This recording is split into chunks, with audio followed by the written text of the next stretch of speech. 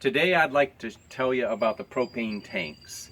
So when you buy propane tanks, these are 40-pound propane tanks. When you first get them, there's air in them, so you have to get them purged.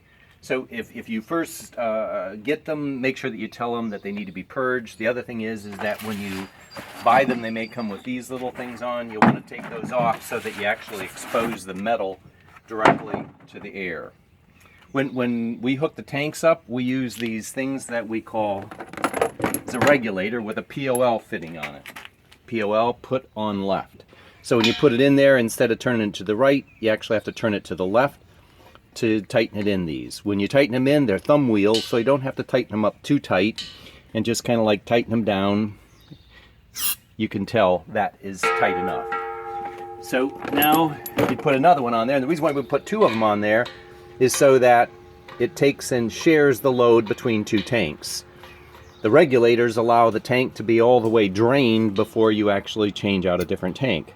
And I'll show you how to do that.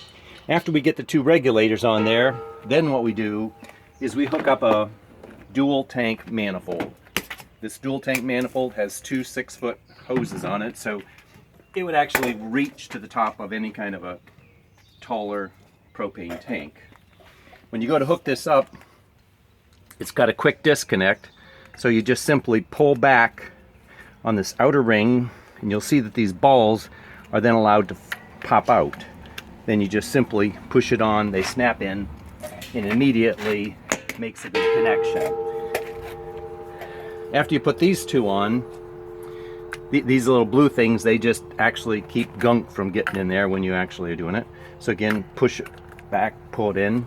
Now after you do that, you'll actually see a gauge that's hooked onto this thing. When I charge it, you'll see that it'll actually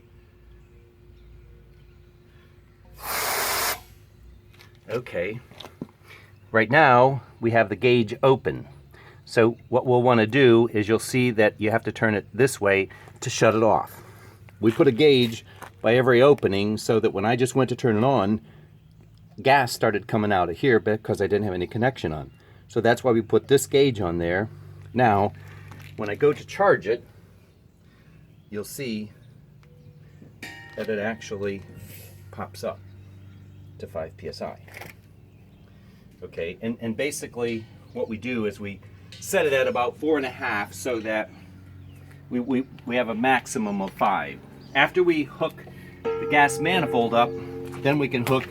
This is the distribution hose. This is actually something that goes directly up to the machine. And again, all these are all hooked up in the same manner. After you hook the hose up and you charge it, if you shut the gas off, you would be able to see if it maintains the pressure. If this pressure would go down after you shut the gas off to test it, then you know that there's a leak someplace in the line. You'd have to go find that.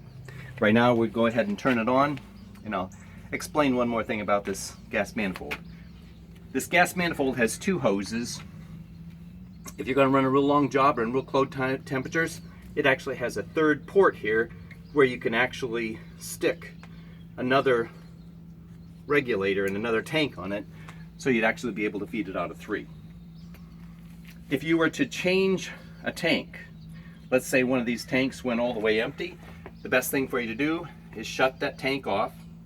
Then you would take this disconnect, pop it off, and then change the tank out, put the regulator back on, and then you'd be able to reconnect this so that you'd be able to then, once again, pull off of 2 tanks instead of just 1.